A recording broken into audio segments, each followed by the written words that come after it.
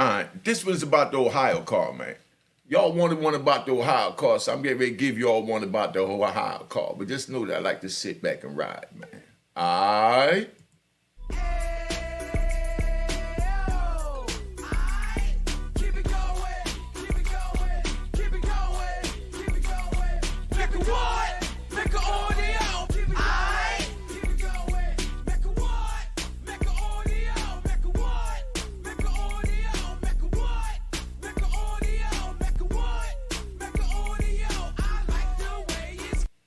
All right, Unique Mecca audio, man. This one's about the Ohio car. I'm gonna tell you about a good brother I met from Ohio. Y'all wanted one from Ohio. I met the brother, 1994, 1995, in Lewisburg. This is about Lewisburg. It's gonna lead into the Lewisburg ride, because y'all been asking me about that Lewisburg ride too, so I'm gonna give you that one. Gunshots to the Lewisburg ride, not to promote it, but just let you know we did what we had to do to represent. And, from where we was at then. Now, let me get right into it. We got my man Mike Wagner, right? My man Mike, they moved me in a room, and it's four bunk beds in the room. It's like 6 bunk beds in the room. You know what I mean? Show you how we carry it. It's like 6 bunk beds in the room, and they move us in the room, and they bring in other people in the room, and we on the first floor. The first floor is for the screw-ups, straight screw-ups. Every time you go to the hole, they got 3 floors. So you got the second floor, which was the DC floor. Third floor was really like everybody else, but all the DC dudes was on the second floor. You know what I mean? And then everybody else was on the third floor, and that was in our block. That's how it was. Then the first floor, that was the unit for the new people coming off the bus. Or if you go to the SHU, meaning the special housing unit from like the second and third floor, when you come out, the SHU, they put you on the first floor in Lewisburg.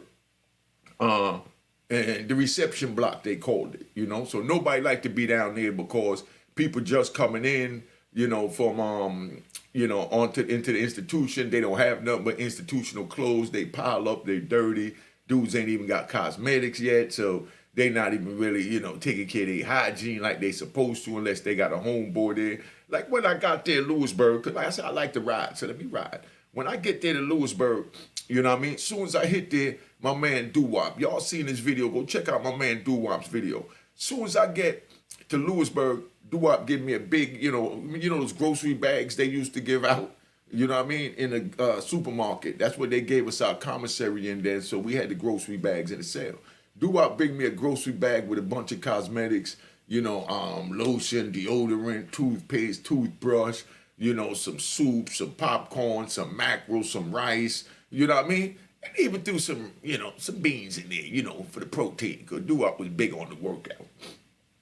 But now, that's how they look out when you come. But when you on this first floor, it's, they don't really have nothing. And these are the dudes that keep screwing up, going to the hole because they making wine and sell it. They making knives to sell it. They stealing out the kitchen. They stealing people property. And it's just the screw ups on the first floor. You know what I mean? You go up to the second and third floor, then it's more organized up there where they get up, spread their beds, sweep their little area, keep their, cosmetic shelf dust off. But the first floor was like anything go, So when I first get there, they put me on the third floor, But I get up on the third floor, and I don't know how it happened, but maybe they realized I wasn't third floor material, so they moved me downstairs to the first floor. So I get in the first floor, and they put me in a room with, 6 bunk beds in it, You got one in every corner, and then, 2 in the side corners that was a little wider.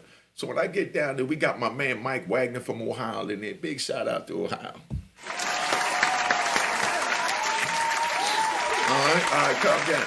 We got my man Mike Wagner from Ohio up in there. So Mike up in the joint in, my man Snagger up in there, Wolf up in there, another homie named Bass from Haggardstown. You know what I mean? Mike Wagner was from Youngstown. This is the, this is one of the wildest brothers I met from Ohio.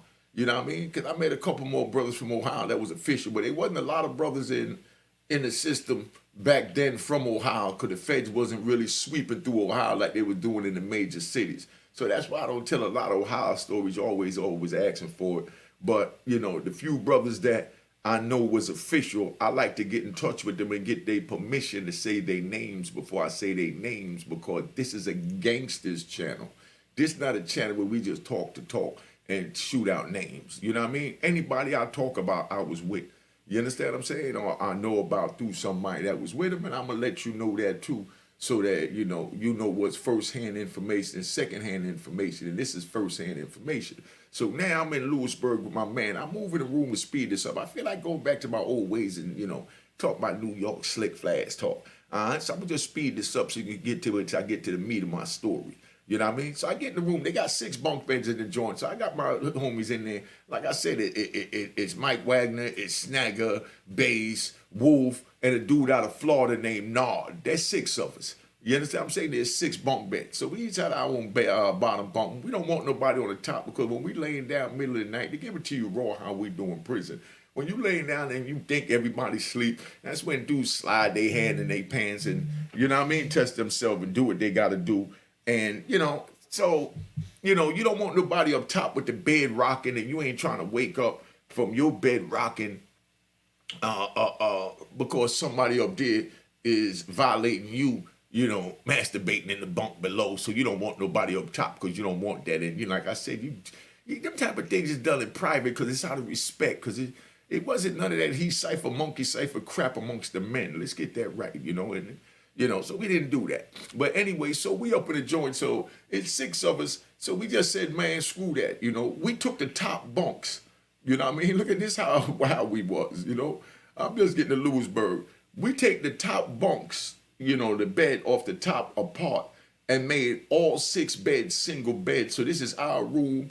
We letting the administration know, don't put nobody in here. We not having it, you know what I mean? So we took the bed apart, threw that joint in the hallway, and told them, get it the hell out of here.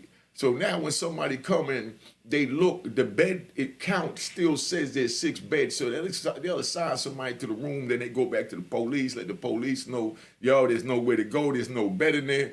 Police come down and they look, they verify it, and they say, what happened? And we said, man, that's the way it is, man. That's how we living in here. You know what I mean? They're like, oh, every cell got a bunk bed. All right, when you take that up with the warden, nigga, you see what it is. We got single beds in this cell. Gunshots to the gangsters. So that's how we carried it. So all of us up in the joint now, and they hated us because they used to have a walkthrough once a week where the police come through. When the police come through, they do inspection once a week. And, police try and do inspection in the morning, make sure your bed's spread in case the lieutenant come make a walkthrough. Our room was so messy that they never even opened our doors when these people came through the walkthrough. They'll just tell the administration, oh, no, skip that room. You know what I mean? And they didn't complain because they knew it was something that they didn't want them to see, to have to address about that room, because us 6 brothers wasn't going for none of that. You know what I mean? And like I said, I ain't geographical, you know what I mean? But that's why I'm letting you know, Youngstown, Ohio was Mike Wagner. Bass was from Hagerstown, Maryland. Nard was from Miami, Florida, Wolf was from the Bronx, but caught his case, in Charlottesville, West Virginia, I think it was. Big shout out to my man Wolf, you know what I mean? And then Snagger in my Jamaican from Brooklyn, you know what I said? So that's what the room was, and we was like a unit, a team. So the administration know they can't even come to my room. They can't come nowhere near this room. I think it was like room 112. So whenever anybody came in, they said, yo, bypass 112. When they came in there, we had everything in there. You know what I mean? I mean, we just did what we wanted to do. Let's put it that way. So now they come through and, then they had the Million Man March and all that came up, and O.J. Simpson with the beating the trail and all that was coming up. I guess everything was coming up, and America was coming to a racial boil. You know what I mean? And it trickled over in the prison system. When Mr. Louis Farrakhan was going to Washington to do the Million Man March, October 16, 1995, America was in an uproar where all the senators and congressmen and House representatives, they left Washington just in case they came there to tear it up, but they came there in peace, But in the jails, they on standby looking for something to happen. And then at that same time, they had what they called the crack law riot. the crack law vote, which led to the crack law riot. The crack law vote was when it was, 100 to 1, meaning you get caught with 1 gram of crack, and then you have to get caught with 100 grams of powder for it to be equivalent to the same time. So 1 little gram that looked like this, and then now you got to have this much powder to get the same amount of time. But they only charge black people with the little crack, but they charge the white people with the powder, and then they kept the white people's cases in the state jail so they wouldn't be subject to the mandatory minimum laws that they created for the blacks. Y'all understand that? I'm giving y'all jewels now. My phone number on the screen if y'all trying to holler. You already know the Cash App. That's getting ready to flash. Hit the like, hit the emoji, and make sure you join my podcast and go download some videos at Unique Mecca Audio Podcast at all them joints. But anyway, so we up in the joint, man. And all this going on, and there was a lot of tension. They had the Goon Squad is what they called it. If you ever seen the movie Ninja Turtles, them dudes with the big ass chests and shells and arm pads, knee pads, that's the Ninja Turtles. And that's what the Goon Squad is. They dress like that because they the ones that come in the unit to extract you when you carry on. So being at my cell, my room, we called it a cell, but it was my room because that's all it was. It had more than 2 beds in it, so it was a room to me. But they used to go outside our window and do their training. So they out there go hut, one, boom, boom, boom, boom. And we could hear them and see them out there with this riot gear practicing, beating each other's brains out like they one of us. And we looking out there. So now we have to plan.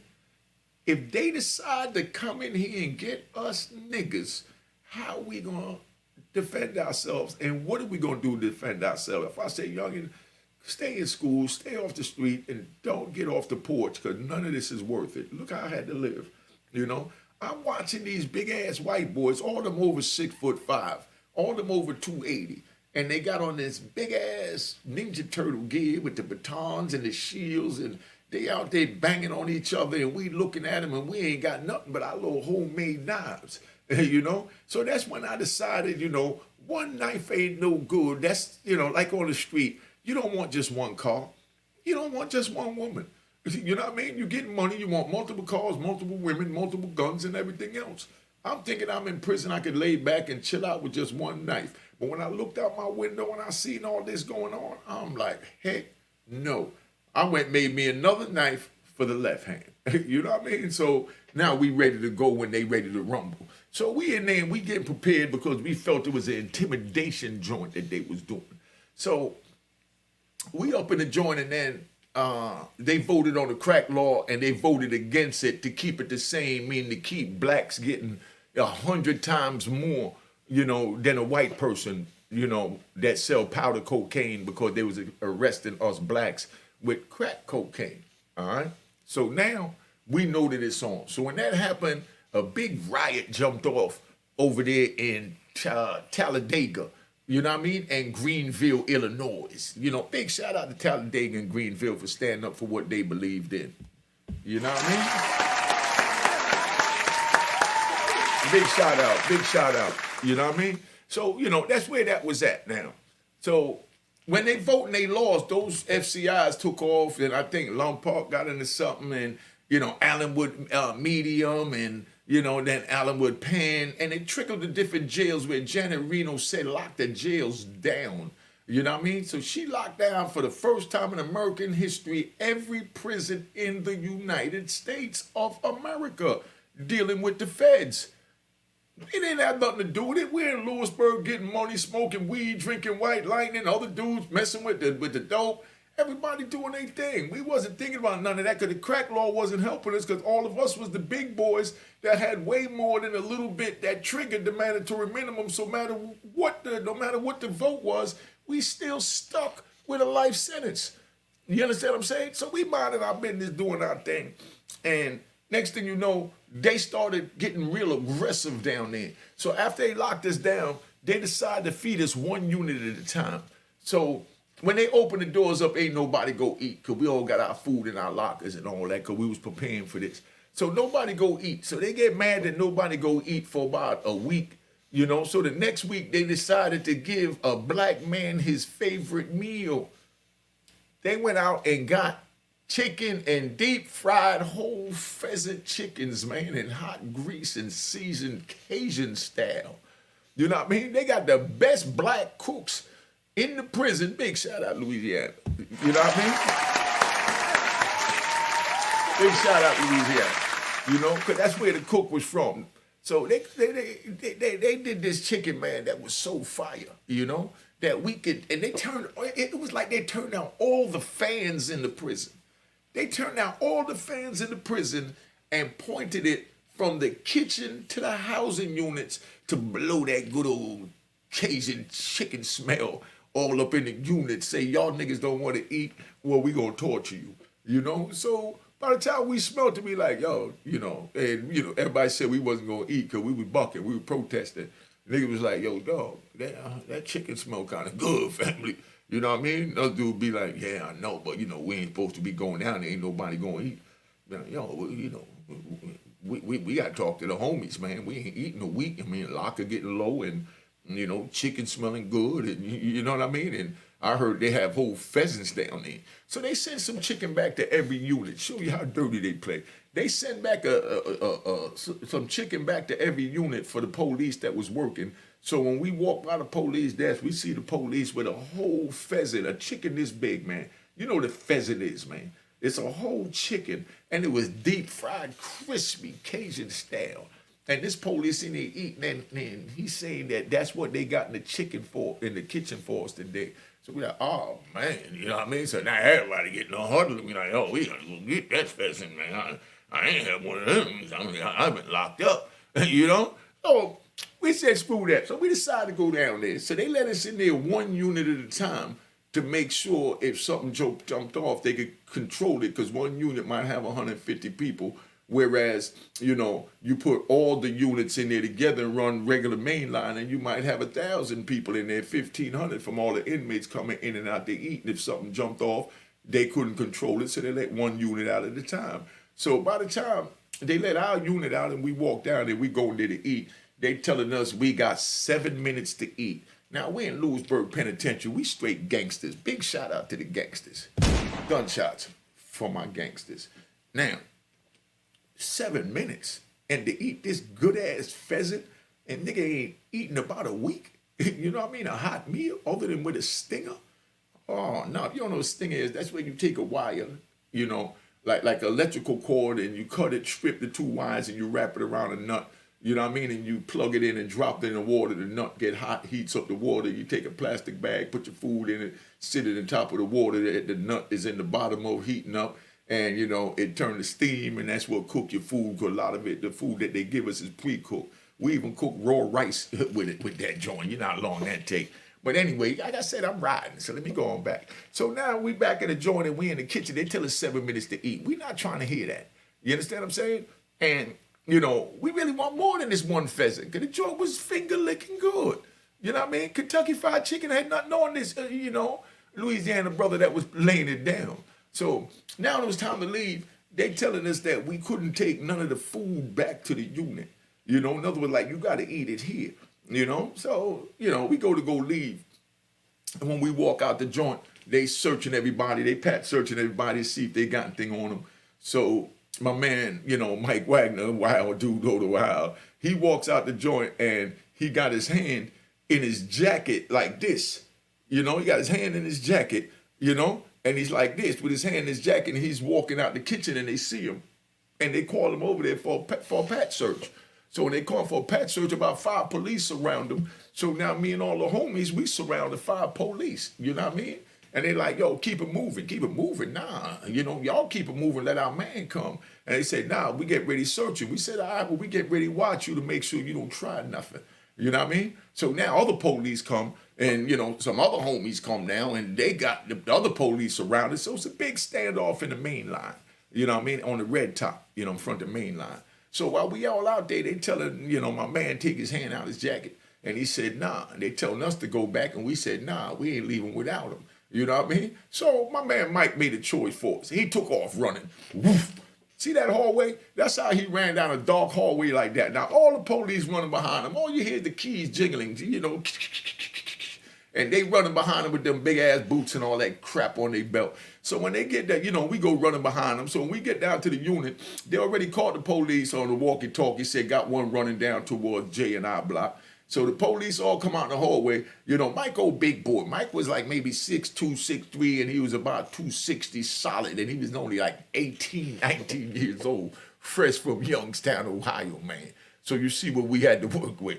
You know what I mean? So Mike runs in the joint. You know what I mean? So when he run in the joint, the police there, and he gets trapped on the on the stairs going upstairs, because like I said, it's 2 floors. So he stopped on the stairs, and he still got his hand in his jacket.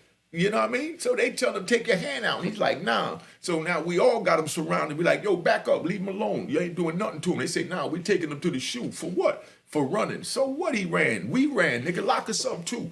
But that's how we carried it back then. Like I said, my man from Ohio. I'm from New York. We got dudes there from Chicago. Big shout out to Kenny High. You know what I mean? We got dudes there from Miami. Big shout out to Nard. You know what I mean? We got Big JR from Miami. We got Bass from Hagerstown. You understand what I'm saying? We got the DC brothers. We got everybody out there. Wasn't having none of that. So Mike leaning on the stairs, one leg up and one leg down, got his hand in his jacket. He said, I ain't going nowhere. I'm not moving. You know? So when he hit him with the I'm not moving, they said, nah, you going to take your hand out your jacket. And we all said, no, he ain't. You know what I mean? Let them know we going to war. And then out of nowhere, here come this big old black pork chop looking. He was about, I'm not even tell you his name. If y'all was in the system, you know, his name was Blanchard. You know, Blanchard's a big Panamanian, came out of New York, MDC, Brooklyn, to work in Lewisburg, because they ain't had no black police in this racist ass white joint. So they sent a black police there, but he was a black Panamanian. He was black like me, but he was Panamanian, speak fluent Spanish, so he was able to deal with the Spanish New Yorkers coming in, and he was able to deal with, you know, the New York, DC, Chicago, you know, Jersey, all the street dudes, you know, black dudes. So that's why they brought him in, the manipulators. So Blanchard come walking up in there. Blanchard was, like I said, Blanchard was about 6'4", 6'5", and he was about 290, 280. But big old black boy, you know what I mean? Gunshots to Blanchard. And rest in peace, because them crackers killed him in Allenwood. You want to know how Blanchard got killed in Allenwood? Put it in the comments. You know what it is. Phone number on the screen. Game is to be sold, not told. Nigga, Cash App working. I don't care if it's a damn dollar. You know what I mean? Let's get this going. So now we up in the joint. Blanchard come in there. Blanchard, y'all, calm down, y'all. My name, Lieutenant Blanchard. I just got here. They brought me here because they said it was too racist. They treating the blacks too bad over here. And he gave us this whole spiel like he was our Moses. You know what I mean? Like he was our Abe Lincoln, came to free us. That's the way he's introducing himself, you know, to us, you know? So I ain't gonna front, you know. The nigga rocked us to sleep. You know what I mean? He rocked us to sleep. Gunshots. You know what I mean? He rocked us to sleep. He had us thinking that, you know, he was a fair dude on our side, you know? So he tell them, y'all, man, take your hands out your jacket, big boy, so that, you know, your homies ain't got to punish my police. That's the way he even said it, you know what I mean? Manipulation game. He said, take your hands out your jacket so that, you know, your homies ain't got to punish my police because they don't know that they dealing with real gangsters from across the nation. You know what I mean? So my man take his hand out and he ain't have nothing. So we all laughed at the police. They let him go. You know what I mean? They let him go. So now they had laundry day where we had to go down to the laundry or get the clothes. And being that we was on lockdown and dudes couldn't get to wash their laundry as much as they did, they let us go down there to exchange laundry. So we go down there to exchange the laundry in the basement in Lewisburg. And like I said, I use this background because see this black dark alley behind me? That's how dark and gloomy Lewisburg was, literally, because they had regular like 60-watt, 40-watt light bulbs in the ceiling to light up the whole area. So and there was no windows, so you already know that them hallways was dark, you know? And you had to walk down, and you got to beef with somebody, you in trouble like a mother. You got to go down that laundry. But we went down the laundry to go get our clothes and stuff, our change and, you know, toilet paper, you know, toothbrush and hygiene.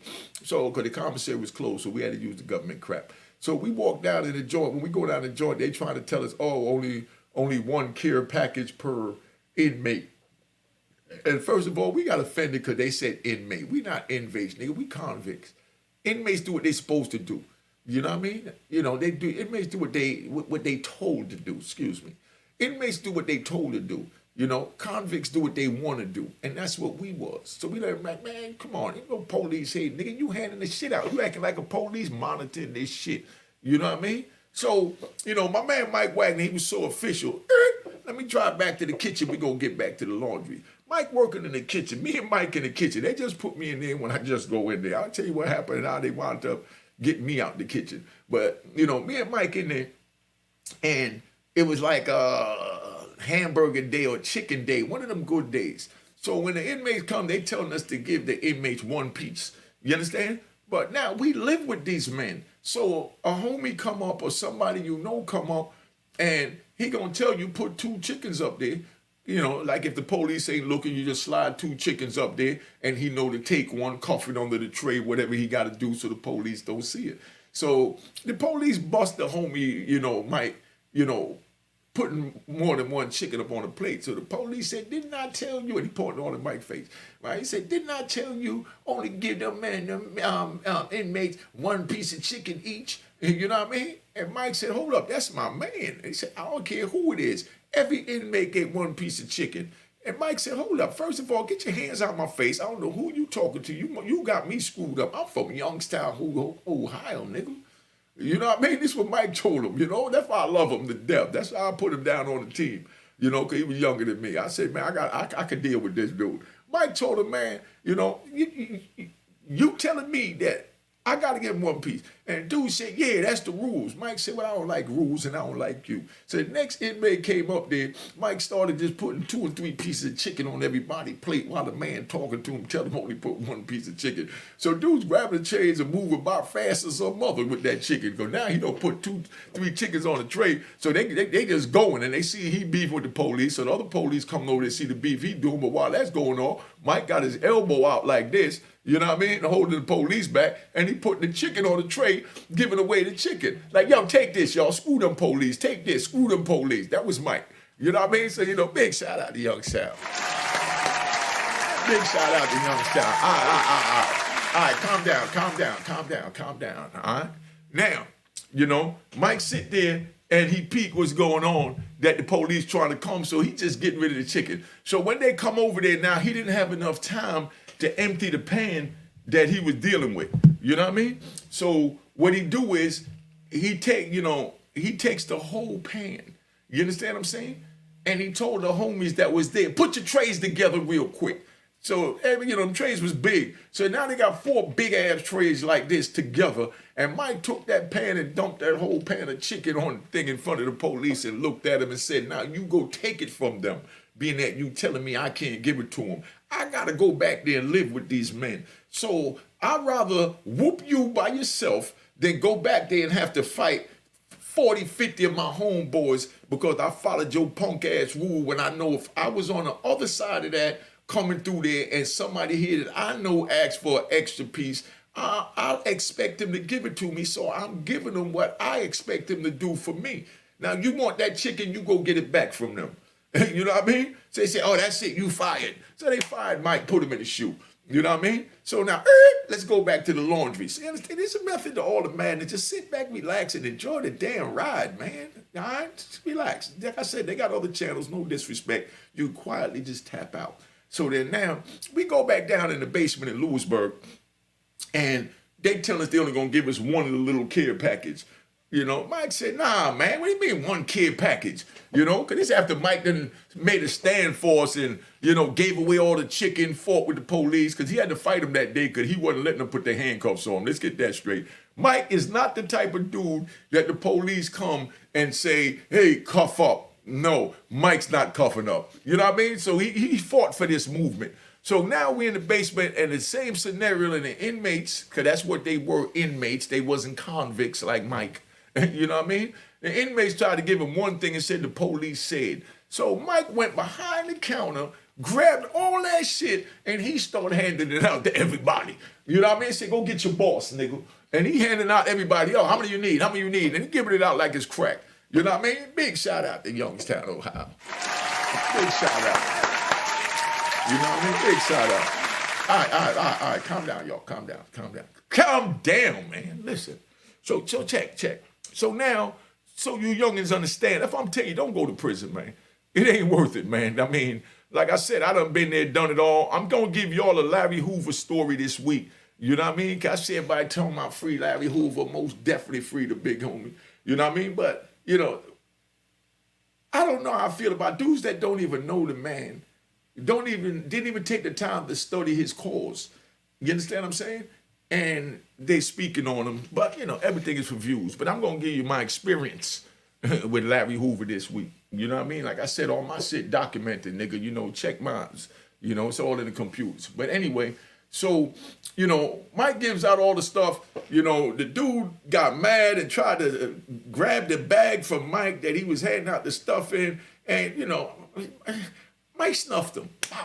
You know what I mean? Mike snuffed him. So when he's snuffing out, all the laundry workers run up. So, you know, me, Snagger, all of us, we went up and, you know, we got the rumbling with them and we doing our thing in the basement and it's us against the little fake ass inmate laundry workers. But bottom line is, you know, we all got locked up. You know what I mean? So now we come out and we went back to our block to start on the first floor. You know what I mean? So, matter of fact, they didn't even lock us up. They took us back to the unit. Because this was during the lockdown. My bag, that was the other time we got locked up. I got to tell you about that one. But they take us back to the unit now. But now they tired of us, basically, because we done had Mike run down there with the chicken. You know what I mean? Like he stole it, because this is during the major lockdown by Janet Reno. So they pissed off at that. Then, you know, we go down to the laundry and we bucking that. You know what I mean? So they decided to come get us. They decided to come get us middle of the night, man. They decided to come get us middle of the night. So they come to the door and they open the door. But like I said, we've been watching them doing all that training outside the door. So we knew what was going on. You know what I mean? We looking at they training to come punish us. So on the strength of that, we like, nah, dog. So they come down there that night after the laundry thing and, you know, this was after the chicken incident. And they bust the doors and they got our ID cards in their hand and they called it out, you know, Wagner, you know, Hall, Harris, big shout out to Mo Gary from Baltimore. You know what I mean? He was one of the old heads they put. Mo ain't had nothing to do with it. Mo was the voice of reason. Mo is official gangster like Abdul Shakur. You know what I mean? These is our elders. You know what I mean? Big shout out to Abdul Shakur. All right, calm down, y'all. Calm down. Big shout out to Abdul Shakur and my man Mo Gary, you know, out of Baltimore. Mo got locked up because, you know, doing the crack law thing, went to ADX with us because they felt like all he had to do was tell me, stop, and I would have stopped, which I would have stopped because that's my elder. And I followed the chain of command the same way they followed the chain of command. But, you know, Mo allegedly made a statement where he said, you know, in the day room when everybody was trying to beg and plead with us not to fight the police, was trying to say, oh, we can't win. But we were like, nah, we got to fight for a cause. They out there with the crack thing, da-da-da, and they talking about coming here to get us, trying to carry us. We not living under these conditions, da-da-da. And Mo made a statement, you know, allegedly saying, what was the exact word? He said, man, don't y'all try and put out the fire in the younger warriors, because your fire, your light has been dimmed and you don't have the fight in you no more, you know? But that's what warriors are for. They fight for the elders. So if they feel that their fight is just and right, we're not in a position to tell them what we would do, you know what I mean, as elders, when we know that these is unjust times.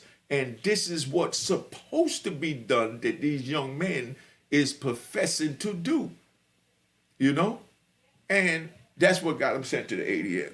Now, Shakur, Shakur, they railroaded Shakur. He went out the other unit and he was just, you know, documenting what was going on just to keep records so that the administration didn't try and change the narrative. And when they ran up in his cell, they found the notes that he was taking and took that and switched it and tried to make it look like he was dictating these orders. When I didn't even take my shahada this time. I was just a savage running around with 2 knives in Lewisburg, smoking weed, drinking wine, and looking for somebody to knock out. You know what I mean? And Shakur, you know, was the imam for the Muslims.